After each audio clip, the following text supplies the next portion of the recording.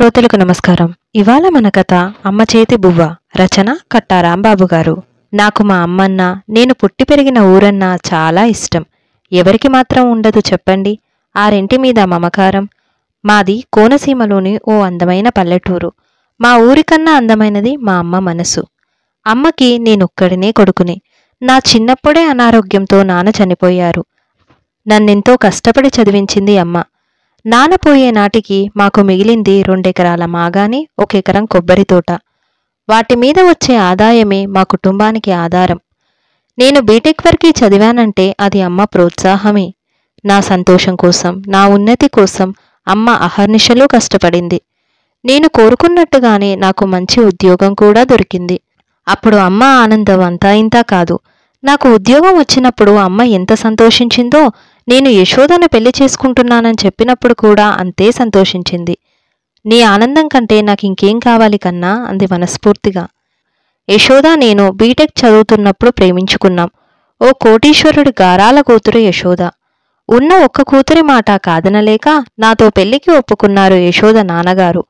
మాకు పెళ్ళవడమే కాదు, హైదరాబాద్లో మా ఇద్దరికీ ఓ పెద్ద కంపెనీలో మంచి జీతాలతో ఉద్యోగాలు దొరికాయి. యశోద నాన్నగారు కూతురు కోసం కట్టించిన పెద్ద బంగ్లాలో కాపురం పెట్టాం. యశోదకి మా అమ్మన్న, మా ఊరన్న పెద్ద ఇష్టం ఉండదు. ఎంతో కష్టపడి పెంచిన మా అమ్మను నా దగ్గరికి తెచ్చేసుకుందామనుకున్నాను. కాని యశోద మనసు తెలిసిన అమ్మ సున్నితంగా తిరస్కరించింది. చూడు కన్నా, ఈ ఊరుతోనూ ఈ ఇంటితోనూ నాకు 50 ఏళ్ల పైన అనుబంధం ఉంది. ఇక్కడ్నుంచి నేనెక్కడికి రాలేను. ఈ మట్టిలోనే నేను కలిసిపోవాలి అంటూ తప్పించుకుంది. తను మా దగ్గరికొచ్చి మా మధ్య ఉండే ప్రేమను దూరం చేయదలుచుకోలేదని నాకర్థమైంది. అందుకే అమ్మను చూడడానికి 2-3 నెలలకొకసారి మా ఊరు వెళ్తుంటాను. ముఖ్యంగా సంక్రాంతికి మాత్రం ప్రతి సంవత్సరం తప్పనిసరిగా వెళ్ళి 4-5 రోజులు ఉంటాను. ఒక్కోసారి యశోద వచ్చేది. తను రాకపోయినా నేను మాత్రం తప్పనిసరిగా వెళ్తాను. సంక్రాంతిని మా ఊర్లో బాగా జరుపుకుంటారు. ఇప్పటికీ మా అమ్మ నా చేత భోగిమంట వేయిస్తుంది. భోగి రోజున తెల్లారకుండా నలుగు పెట్టి స్నానం చేయిస్తుంది. పెద్ద పండగ రోజున పెద్దలను పిలిచి భోజనాలు పెడుతుంది. కనుమ రోజున బల్లపూజ చేయిస్తుంది. ఆ రోజున ఇంట్లో పనివాళ్లకు నా చేత కొత్త బట్టలు పెట్టిస్తుంది. ముక్కనుమ రోజున మా ఊర్లో జరిగే మహాలక్ష్మమ్మ తీర్థానికి వెళ్లేవాళ్లం. కోడిపందాలు, అమ్మవారి జాతరలతో అంతా సరదాగా జరిగిపోయేది. ఈ సంవత్సరం నేను బయలుదేరుతుంటే యశోద తానూ వస్తానంది. నేను ఆనందంగా బయలుదేరాను. హోండా సిటీ కారులో ప్రయాణం హాయిగానే అనిపించింది. ఎంత ఐశ్వర్యం ఉన్నా మాకు అసంతృప్తి. మేము ఏ జన్మలో చేసుకున్న పాపమో మరి మాకు పిల్లలు పుట్టలేదు. ఇంక పుట్టే అవకాశం కూడా లేదు. నాకిప్పుడు 50 నిండాయి. మా అమ్మకు 70 నిండినా ఎంతో ఆరోగ్యంగా ఉంటుంది. ఆరోగ్యపరంగా తనకెటువంటి కంప్లైంట్స్ లేవు. యశోదకు నాకు అయితే ఉద్యోగంలో టెన్షన్స్, సంపాదన యావతో బీపీ, షుగర్ లాంటివన్నీ సంక్రమించాయి. ఇప్పటికే మా బ్యాంకు లాకర్లు నిండిపోయాయి. అన్ని బ్యాంకుల్లోనూ డిపాజిట్లు లక్షల్లో ఉన్నాయి. యశోద నాన్నగారి ఆస్తి కోట్లల్లో ఉంది. అయినా యశోదకు డబ్బు సంపాదన మీద తపన పోలేదు. ఎప్పుడూ నన్ను పోరుతూనే ఉంటుంది. మా ఊర్లో ఉన్న భూములకు ధరలు బాగా పెరిగాయి కాబట్టి వాటిని అమ్మేయమని, మా అమ్మకు నెలకింత అని తన ఖర్చులకు పంపుదామని చెబుతుండేది. అది నాకిష్టం లేదు. ఈ విషయం గట్టిగానే చెప్పేశాను. యశోద అప్పుడేం మాట్లాడలేదు గాని ఇప్పుడు నాతో పాటు బయలుదేరుతుంటే ఏదో అనుమానంగానే ఉంది. ఈ విషయం అమ్మతోనే డైరెక్ట్గా మాట్లాడుతుందేమోనని ఒక పక్క భయంగా కూడా ఉంది. మేము భోగి ముందు రోజునే ఇంటికి చేరుకున్నాం. అమ్మ ఆత్మీయంగా ఆహ్వానించింది. కోడల్ని చూసి చాలా సంతోషించింది. మాది పెద్ద మండువా లోగిలి.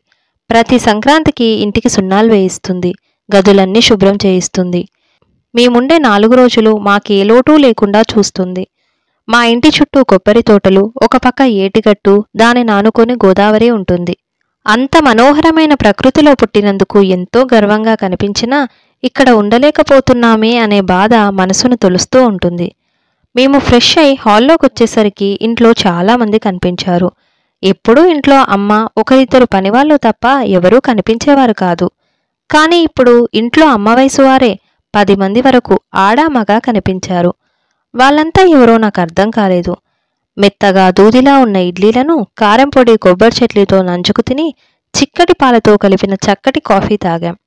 ఇంతటి కమ్మని రుచి నాకిక్కడే దొరుకుతుంది. తెల్లారితే భోగి. ఇల్లంతా పండుగ వాతావరణం చోటు చేసుకుంది. అమ్మ, నేను, యశోద హాల్లో ఉన్న సోఫాల్లో కూర్చున్నాం. అమ్మ ముఖం ఎంతో ప్రశాంతంగా, ఆరోగ్యంగా, హుందాగా ఉంది. ఈ వయసులో కూడా అలా ఉందంటే ఆశ్చర్యంగా ఉంటుంది. మా ఇంట్లో మొత్తం 6 గదులున్నాయి. ఒక గదిలో అమ్ముంటుంది, మరో గది మాది. మేం వచ్చినప్పుడు దానిని ఉపయోగిస్తాం.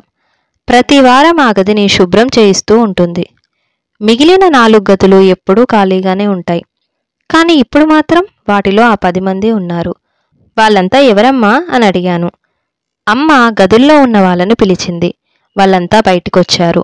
అంతా వయసు మళ్ళిన వాళ్లే, కానీ వాళ్ళ ముఖాల్లో ఎంతో ప్రశాంతత, బ్రతుకు మీద ఆశ, భద్రత కనిపిస్తున్నాయి.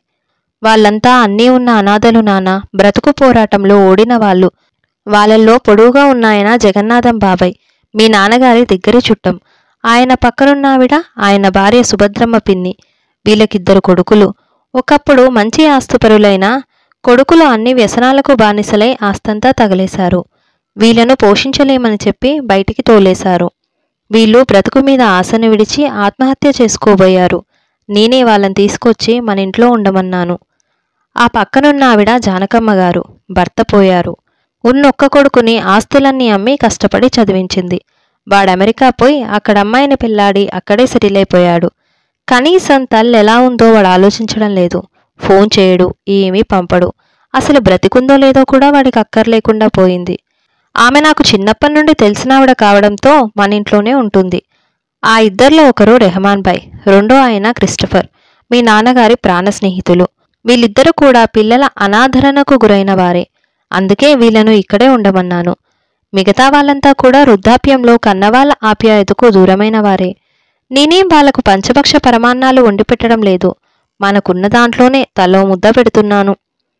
మన పొలం మీద ఏటా 25-30 బస్తాలు ధాన్యం వస్తుంది. కొబ్బరితోట మీద నెలకు 2-3 వేలు వస్తాయి. అంతా రోజూ తినే గుప్పెడు బియ్యానికి సరిపోతుంది. మన పెరడంతా ఖాళీగానే ఉందిగా, అందులో రోజూ కావలసిన కూరగాయల్ని వీళ్లే పండిస్తున్నారు. మనకా లంకంత ఇల్లుంది. అంత ఇంట్లో ఒక్కదాన్నే ఉండాలన్నా బోరుగా ఉంటుంది. వీళ్ళు వచ్చిన తర్వాత నాకు కాలక్షేపం బాగానే ఉంది. అయినా ఈ గదులన్నీ ఖాళీగా ఉండడం వల్ల పాడైపోతున్నాయి కదా. వీళ్ళంతా ఉండడంతో ఇల్లంతా చూడు ఎలా కలకల్లాడిపోతుందో అంటూ చెప్పడం ఆపింది. నేను హిమాలయాల్ని చూడలేదు, కానీ అంతకన్నా ఎత్తు ఎదిగిపోయిన అమ్మని చూస్తున్నాను. అమ్మ ఎంత నిస్వార్థపరురాలు. ఉన్న దాంట్లోనే 10 మందికి పెట్టాలనుకోవడం ఎంత గొప్ప విషయం. ఎంతమంది ఆలోచిస్తారిలా? నేను మాత్రం ఏం చేస్తున్నాను? బ్యాంకుల్లో లక్షలు మూలుగుతున్నాయి. ఆస్తులు కోట్లల్లో ఉన్నాయి. ఏం ప్రయోజనం? యశోద మాత్రం అమ్మ వంక వాళ్ళ వంక వింతగా చూసింది.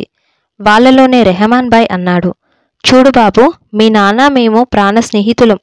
మా మధ్య రక్త సంబంధం లేదు, కానీ సొంత అన్నదమ్ముల కంటే ఎక్కువగా ఉండేవాళ్ళం.